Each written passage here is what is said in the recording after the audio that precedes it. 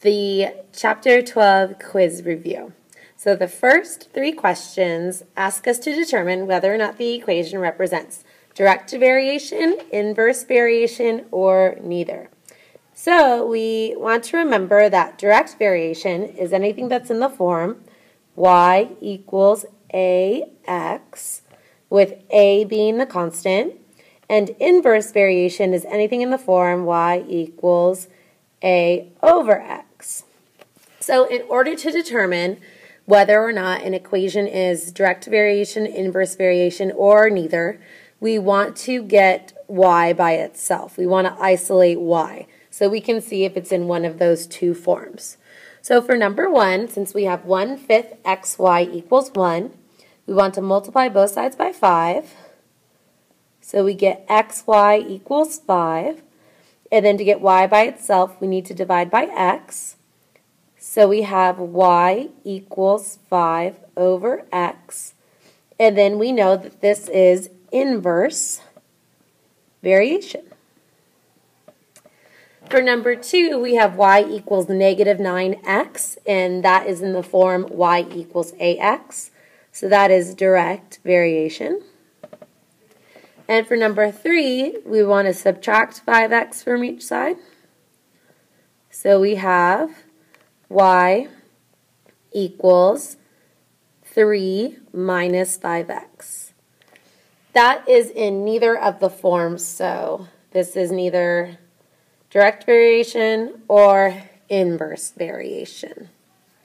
The next 2 problems have the directions. Given that y varies inversely with x, use the specified values to write an inverse variation equation that relates x and y. Then, that's supposed to say then find the value of y when x equals 3. So first we want to write down the inverse variation equation, which is y equals a over x. Then we want to plug a 4 in for y and a 6 in for x and solve for a. So if we multiply both sides by 6, we're going to have a equals 24. So our answer is going to be y equals 24 over x. That's our inverse variation equation. So now for the second part, find the value of y when x equals 3.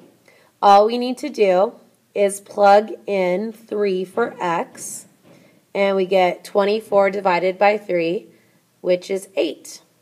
So y equals 8. For number 5, we're going to do the exact same thing. So we'll start off by writing the inverse variation equation, which is y equals a over x. We'll plug a 7 in for y and a negative 3 in for x. So we end up with a equaling negative 21 when we multiply negative 3 to the other side. So our equation is y equals negative 21 over x. That is our inverse variation equation. So now when we plug a 3 in for x, we get negative 21 divided by 3, which equals negative 7. So y equals negative 7 is our answer. Moving on to question number 6. We want to identify whether the table of data represents direct variation, inverse variation, or neither. So 2 things we need to remember to help us with this problem. If we divide all the y's by the x's and we keep getting the same number, that is direct variation. So let's divide the y's by the x's. We'll see if we get the same number, and if not, we'll see if it's inverse variation instead. So if I divide negative 30 by negative 10, I get a positive 3. And if I divide negative 60 by negative 5, I get a positive 12. So it can't be direct variation since we got 2 different answers when we divided the y's by the x's. Oopsies. trying to erase here.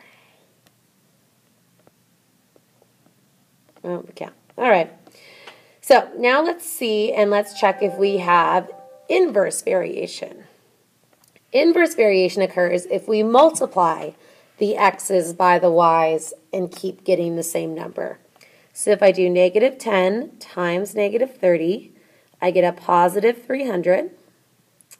And if I do negative 5 times negative 60, I also get 300. You end up getting 300 if you multiply 15 by 20 and 40 by 7.5. So this means that this table of data represents inverse variation.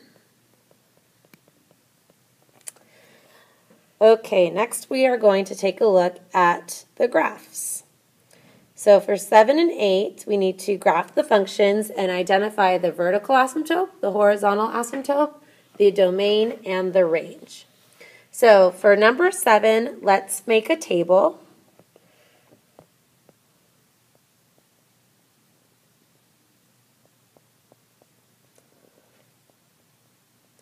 And for our table, we have to put a 0 in the middle. Because if we try to plug in 0, we will get undefined. But we can plug in numbers that are around 0. Like we can plug in a 1, we can plug in a 2, we can plug in a negative 1 and a negative 2. So if I plug in a negative 2, 4 divided by negative 2 is negative 2. 4 divided by negative 1 is a negative 4. 4 divided by positive 1 is a positive 4. And 4 divided by 2 is a positive 2. So let's start our graph and then we'll answer the asymptote questions. So we have points at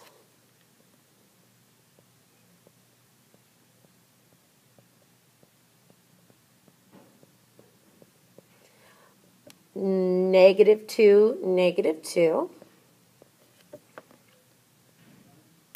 and negative 1, negative 4, and we have points at 1, 4, and 2, 2. So it looks like our graph is going like this.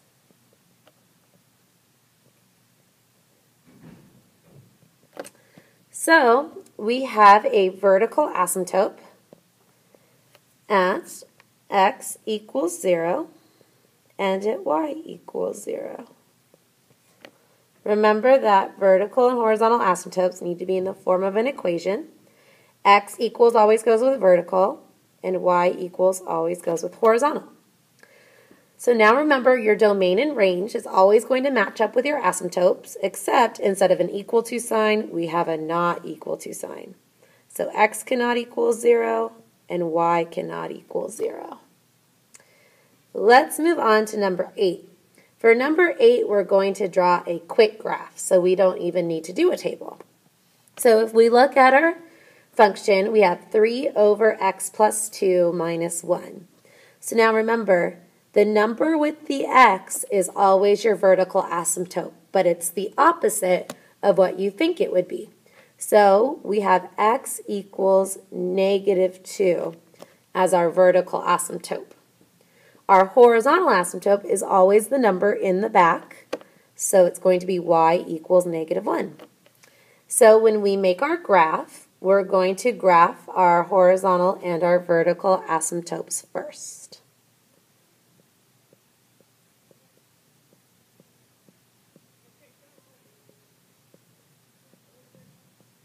So I'm going to put on my vertical asymptote at negative 2 and my horizontal at a negative 1.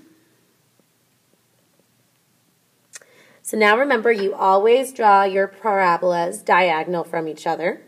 Since this graph is positive, we're going to have one parabola down here in the lower corner and one parabola up here in the upper corner. And then again, your domain and range match up with your asymptotes. So we have our domain is x cannot equal negative 2, and our range is y cannot equal -1.